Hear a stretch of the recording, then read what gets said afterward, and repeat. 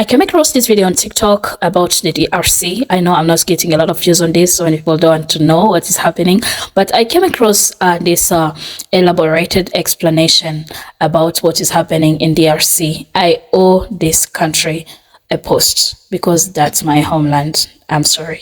I am a Congolese. I must say this, that even though I'm not getting any support from these videos, unlike the others that are running ads, I'm not getting anything to voice what is happening in my country. And whenever I see somebody posting something about it, I feel like my contribution will be to voice it out, like to take it higher, to speak volume into their voices. So this is a very elaborated explanation that has been made about the situation in the DRC, and I felt that it's very important for me to bring it here on this platform. And I want to hear from you guys. What do you think about the whole thing happening in the DRC? Do you know that your Department of Defense cannot stand without Congo? That is why there's a silent Holocaust, and you are going to shed the light on it today.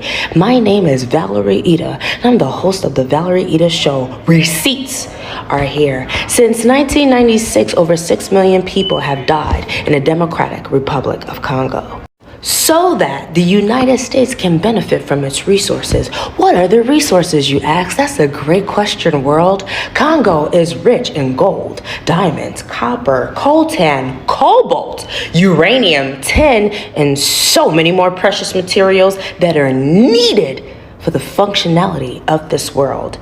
Listen, 64% of the Earth's coltan is in Congo.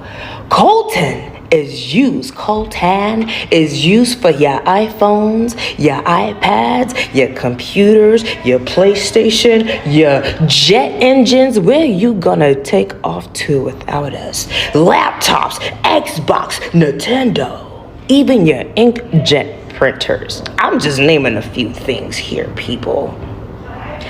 But hold on, this is really going to blow your mind. In 1946, the Strategic Minerals Stockpiling Act was passed to obtain and stockpile cobalt. Why? Congo has the largest reserve of cobalt in the world. Valerie, what do you need cobalt for? What do you need cobalt for? That's a great question. It is necessary for the strategic and critical for your Department of Defense, aerospace, military. So that means that you have no Marine Corps, you have no Air Force, you have no Army, and you have no Navy without us. U.S. and United Kingdom are the financial and military aid to Rwanda. This is why when you watch the news, they're always talking about the troops in our own militia within our own that are the tyrants. But why is it the news doesn't mention who is funding this? I'm sorry, let me answer that for you. The United States and United Kingdom finance and aid the military in Rwanda and Uganda to be pushing down Congo. The funding, training, and arming of these military tyrants are coming from you.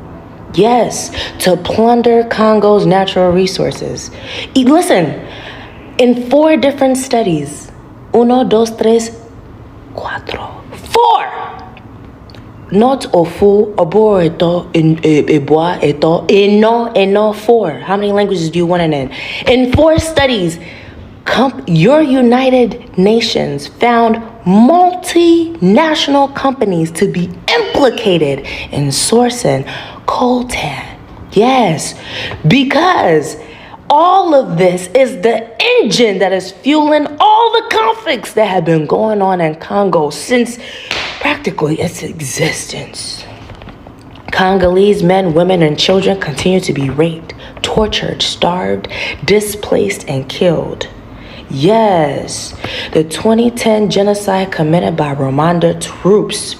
Let's keep going back. Your foreign governments, yes, are backing back coups, wars, assassinations, and the involvement of foreign corporations, they should all be charged with looting of Congo.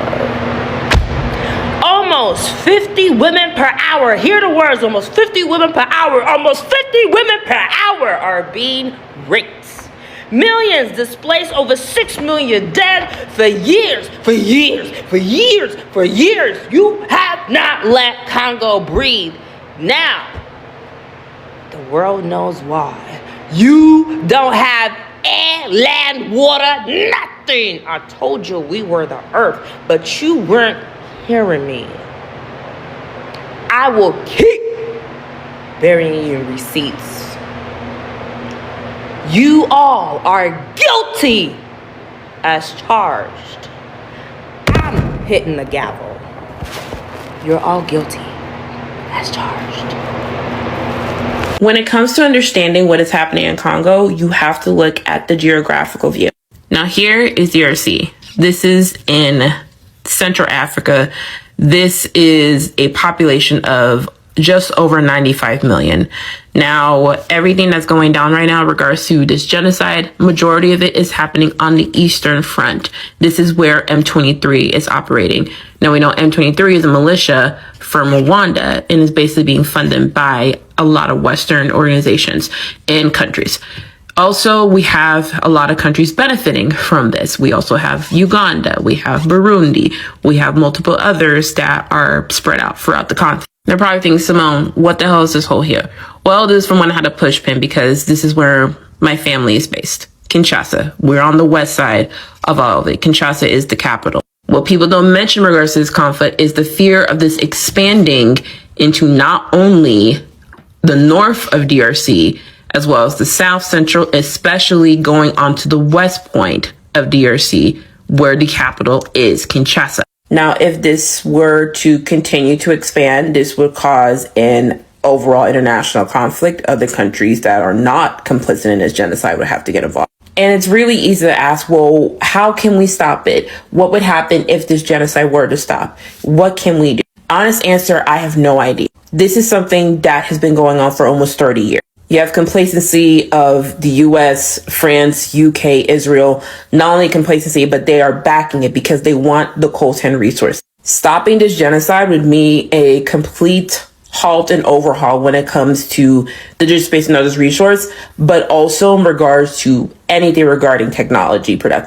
So right now, what you can do, keep talking, keep spreading awareness, and let it know that we know what the fuck's going on. I'm gonna try to get through this without crying. Not only was I born and raised in the Democratic Republic of Congo, I am also a refugee.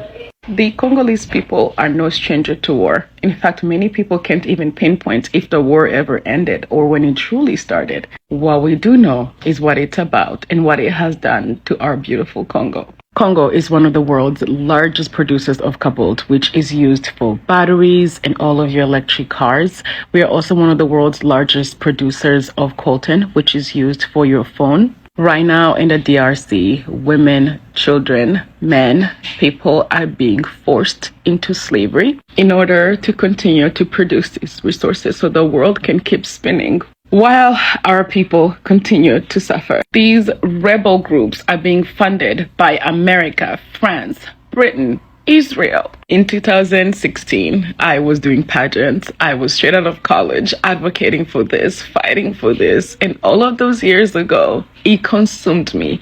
All I could do was try to fight for my country. It was do all I can in my power to fight for my country. And it feels like it was useless. It feels like nothing has changed. And those were years ago. Fast forward to 2023 and women are still being raped. People are still being killed in ways that we cannot even say, we cannot even express without losing our minds, because it is inhumane what is happening to people in Congo. It feels like no matter what we do, it just never ends. No matter how often we participate in fundraisers, we join support groups to end conflict, we raise awareness, it does not feel like there's a light at the end of the tunnel. I'm gonna be very honest with you guys. I think I just kind of gave up. I feel like I had to give up. Like I have to live my life without feeling like I'm in this constant just slum of what is this world? And sometimes it takes a lot for us to come on here and try to raise awareness when something is this close to home, when something hits this close to home. Here is a few things you can do. You can support diplomatic efforts to end the conflict. Of course, you can always donate as well. And if you're comfortable and if you can emotionally handle it, you can learn more and raise awareness. It's almost like the people of Congo never stood a chance. We never stood a chance. Men and women across the East are joining the fight. Esperance Batende left her 2 children at home and traveled over 60 miles on foot to enlist. Nasirika. Nikaimiri, minaacha mashamba, minaacha watoto, minaacha kila kitu wazazi. Minakuya hapa juu ya kuenda kazi ya kujua gizi bineza pigana na maadui yetu. Kila wote unakutana familia fulani kwa alia M23 aliwaka babaki. Yatima fulani anawakia na hana baba. Ibaki watu wa mingi yuko wanalia tu mjina M23. For all the videos that I've posted, anytime that I want to post a video about DRC, it's hard to find a title because all the time it's looking ads, it's looking everything. And I'm not doing this because I'm a content creator and I need revenue, but I don't know how to say this, but it's so sad. I'm also a Congolese. I have stories to tell about what I went through in Congo. And right now, I'm a refugee in a different country. And one day, someday, I will get to speak about this. But when the proper time comes, since my people are still in my country, it won't be safe for me to engage into this for now. But I'm hoping that someday I will be able to voice about what is happening in my country without any fear and any... I'm glad that you tuned in. I just want to stop it here. I appreciate that you watched to this extent. Thank you.